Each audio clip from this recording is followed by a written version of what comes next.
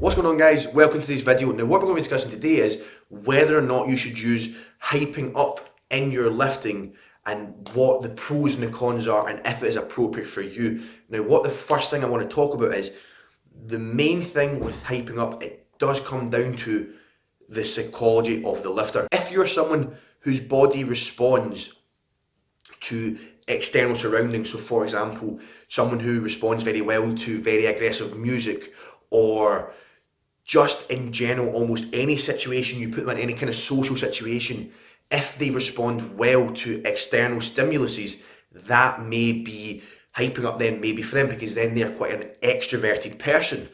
Okay, or if you get someone that doesn't respond very well to social situations, they then would, what I would call to be more of an introverted person. So the introverted person may not actually get that much benefits from using a lot of hype, whereas the person who reacts and responds well to external stimuluses in social situations, for an example, hyping up would be better for them. So first of all, it does come down to the psychology of the lifter.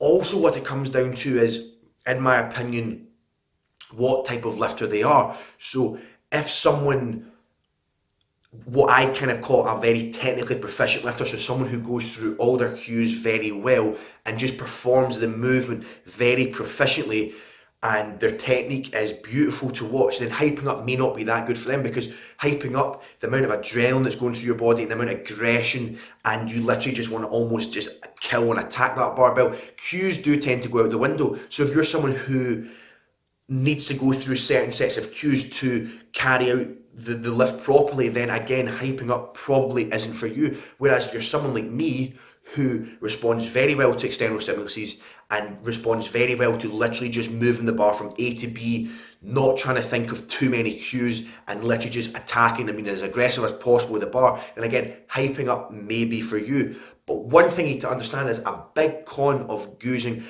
extreme hype up methods is it impacts your recovery massively. So you can't always do it. You could not go through a 12-week training cycle and in the first 4 weeks where it's maybe your volume block and you're smacking your head off the bar and getting someone to slap you in the face or smacking your back or just going absolutely nuts, because then you're not going to be able to last the 12-week period because your recovery is going to be so slow and you can do less overall workload. So then you've got to be aware of when you should use it. So what I kind of personally tend to do is I only really tend to use extreme hype up methods, such as hit my head off the bar, smelling salts, and the list goes on, in intensity blocks. So on kind of the last kind of 2 to 3 weeks of my training cycle is when I start to use more kind of hype up methods, and again, I need to be aware of that, and then the overall weekly workload does tend to have to go down because my recovery is going to be less.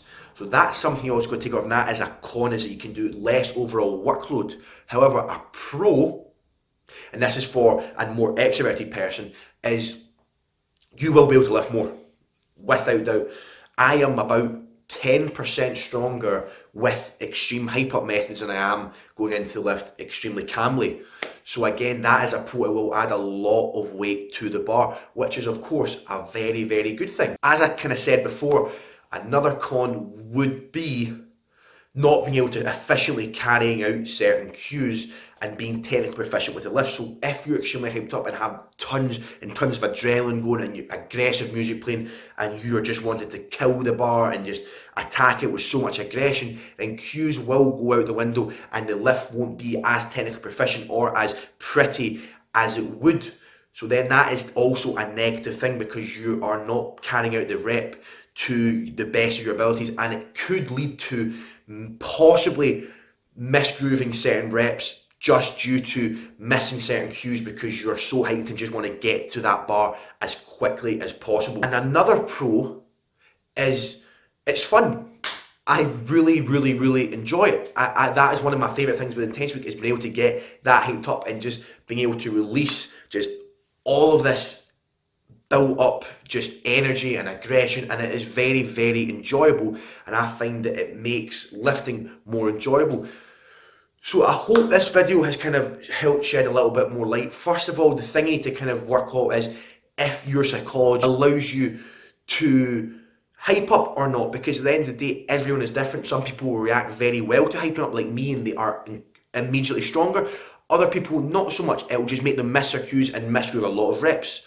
Again, it will impact recovery time, so you need to actually program hyping up into your program efficiently and effectively and deal with lower workloads in the intensity box. So again, can lead to less overall volume and less recovery, but then it can also lead to lifting heavier weights on the day. So again, you need to program it in properly. So I hope this has shed some light on this subject, guys. I hope you've enjoyed the video. Make sure you comment down below, let me know your thoughts, and I'll see all of you guys next time. Would you ever forget anything you know?